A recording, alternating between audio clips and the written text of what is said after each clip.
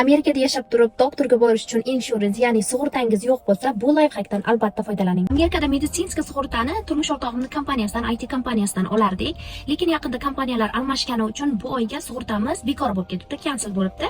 Yangi sug'urtamiz esa 1-apreldan boshlanadi. Lekin men bugun doktorga borishim kerak bo'lib qoldi va doktorga borganimizda biz ularga receptionda so'yladik. Menda sug'urta yo'q dedim. Sug'urta bo'lmaganlarga ikki xil narx bo'lar ekan. Sug'urta borlarga boshqa narx, sug'urtasi yo'qlarga boshqa narx. Shuning uchun doktorga borganingizda albatta agar sug'urtangiz yo'q bo'lsa, bu narsani oldindan ayting. Sug'urtam yo'q desangiz, sizga skidka qilib berishadi doktorni ko'rish uchun. Ikkinchi masala dori-darmon olish. Menga bir dori kerak bo'lib qoldi. Antibiotik ichishni menga buyurdi.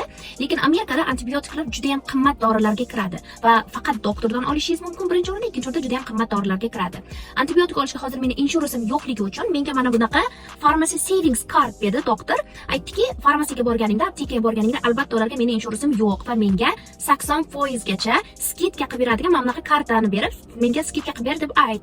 Ba'zida aptekalar bu narsa bizda yo'q, bu narsa bo'lmaydi deb aytishadi, chunki ularga 100% to'laganingiz albatta yaxshiroq ularning biznesiga. Lekin meni doktorim aytdiki, yo'q, menga skidka qilib ber deb turaver, albatta ular senga skidka qilib beradi dedi. Hozir aptekaga keldim. Hozir kirib, dorini nech pulligini ko'ramiz va bizga rostdan skidka qiladimi, yo'qmi ko'ramiz.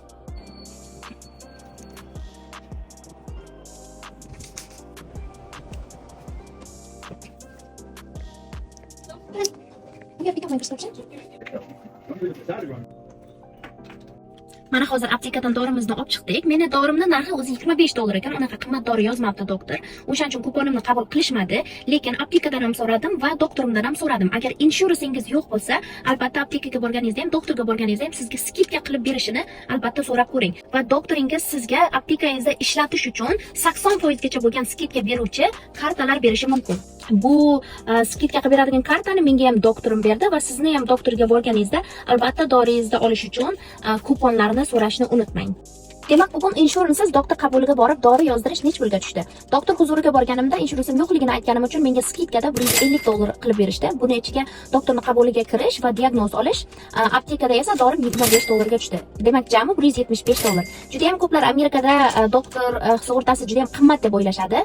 Bu qanaqa doktorga borishingizga bog'liq. Agar glavniy doktorlarga borib shunchaki yengil o'tayotgan kasalliklarga dori yozdirmoqchi bo'lsangiz, diagnoz olmoqchi bo'lsangiz, bu unchalik qimmatga tushmaydi. Bugun unchalik yomon bo'lmadi, men kutgandan ham yaxshi bo'ldi.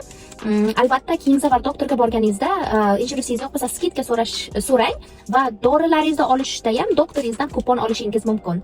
Bu videoni Amerikadagi tanishingizga yuborib qo'ying va yanada ham qiziqarli videolar uchun obuna bo'lishni unutmang. Salomat bo'ling.